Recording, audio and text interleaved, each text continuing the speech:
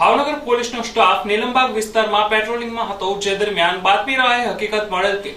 Railway station road મેરડીમાના મંદિર પાસે બાવાના ખાંચામાં અમુક ઈસમો ગંજી પત્તાનો હાર જીતનો જુગાર રમે છે।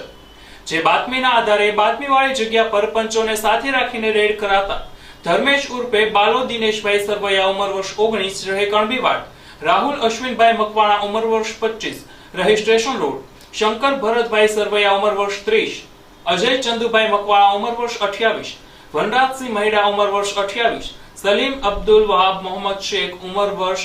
48 સહિતના ઈસમો જુગાર રમતા મળી આવ્યા હતા,